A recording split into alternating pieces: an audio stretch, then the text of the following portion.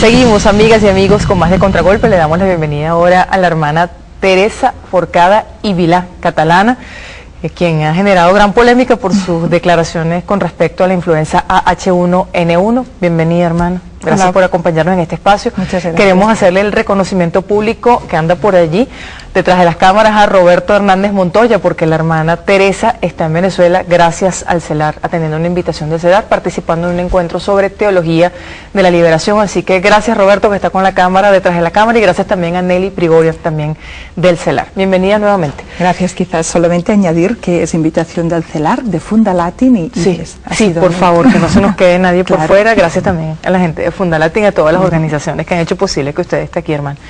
Primero le preguntaríamos, ¿es o no es una amenaza la influenza H1N1?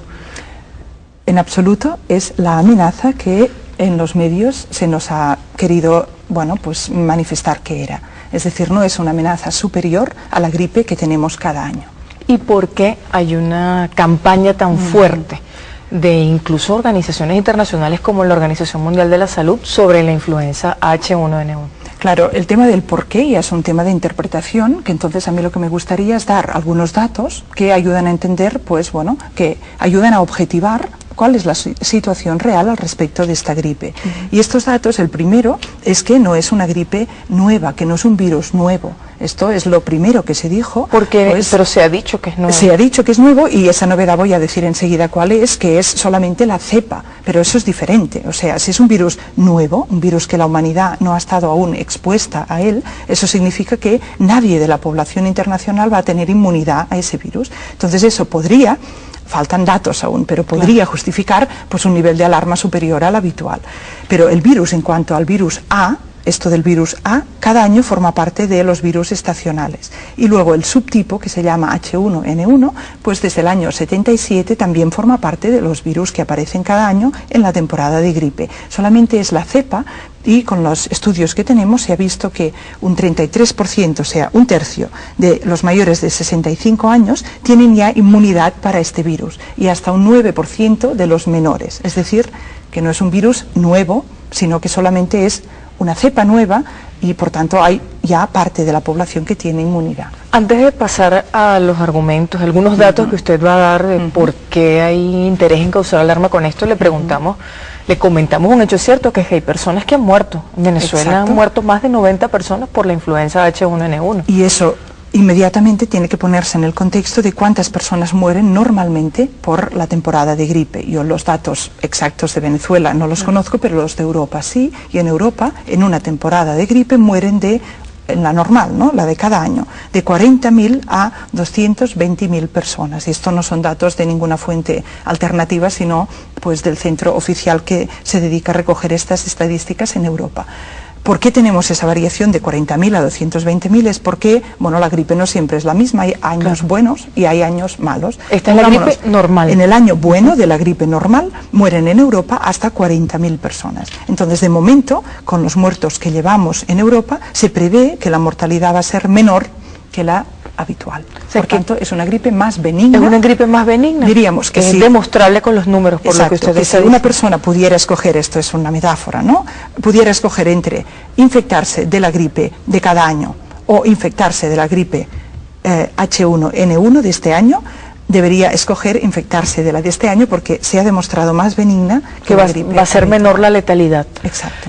Vamos a los datos con los que usted quiere aportar para interpretar qué hay detrás del empeño. Podríamos empezar como nombrando un par de irregularidades, ¿no? Irregularidades, que significa cosas que han ocurrido y que, bueno, pues no se han sabido tal como han ocurrido, o que no han trascendido en los medios de comunicación.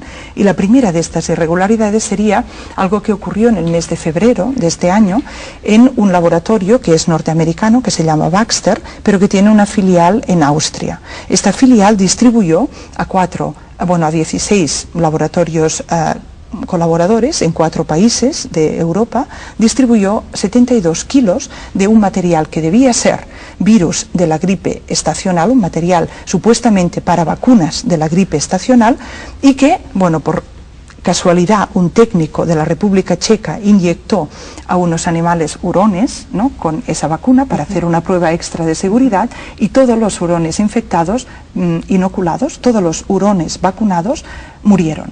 Entonces eso fue tan sorpresivo que se analizó realmente cuál era el contenido de este material. ¿Y qué se encontró? Se encontró el virus de la gripe aviar.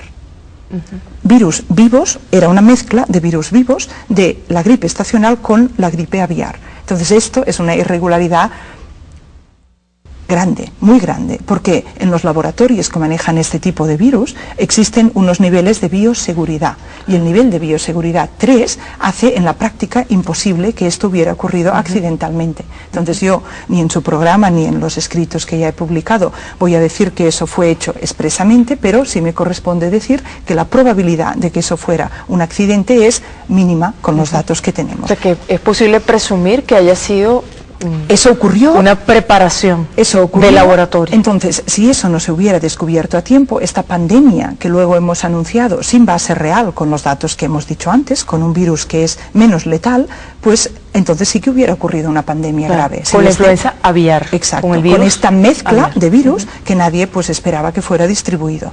Un dato que nos ayuda a entender por qué hacemos énfasis en esta irregularidad es, bueno, yo no sé aquí en Venezuela si los periódicos informaron de esto que pasó en febrero en Europa, pero los periódicos en Europa no informaron de ello. ¿Hubo censura? Fue algo que es suficientemente importante como para que fuera pues conocido, y no solamente no lo fue, sino que bueno, el Parlamento austríaco naturalmente sí abrió una investigación. Este laboratorio está bajo investigación criminal, de responsabilidad criminal, pero es uno de los laboratorios que fabrican, se le ha pedido desde la OMS que fabrique vacunas para la gripe A. O sea, que sería, es decir, podría interpretarse que se quería crear una enfermedad para luego bueno, eso, hacer comercio con la eso supuesta podría cura, ser una posibilidad. ¿Qué otro dato? Y la otra irregularidad tendría que ver con la definición de pandemia de la Organización Mundial de la Salud y de las fases de esta pandemia. Porque, bueno, hay un dato que es el de la mortalidad, que es un dato que nos justifica hablar del nivel 6 de pandemia, porque lo que incluye este nivel no es solamente una extensión geográfica de la infección, sino esta posibilidad de que si la población no tiene inmunidad, pues realmente haya una letalidad muy alta. Pues bien, esto, con esta definición de pandemia anterior, esta definición de pandemia la OMS la cambió en este periodo que llamamos pues en el mes de mayo, diríamos. Entre abril y mayo fue un cambio en la definición de pandemia de la OMS. Antes incluía la mortalidad, y a partir de este mes, es decir, justo antes de declarar pandemia a esta infección por la gripe H1N1, esta definición desapareció el requerimiento de la mortalidad. ¿Por qué cree que hubo este cambio en la Organización Mundial de la Salud? Bien, si esta definición hubiera mantenido en su fase 6 el impacto sobre la población, entonces no hubiera sido posible declarar una pandemia con las condiciones del virus del que estamos hablando. ¿Y por qué es importante declararla o no declararla? Claro, ¿qué cambio hay Ahí formalmente? Hay unas consecuencias políticas de la declaración de pandemia. ¿Cuáles son esas consecuencias políticas? Y consecuencias políticas serían, de acuerdo con los documentos que se llama el Reglamento Sanitario Internacional de la OMS, esto fue redactado en el año 2005, pero entró en vigor en el 2007, ahí hay, bueno, el artículo 12, el punto 3, que indica, en caso que exista una pandemia y solamente en caso que exista una pandemia,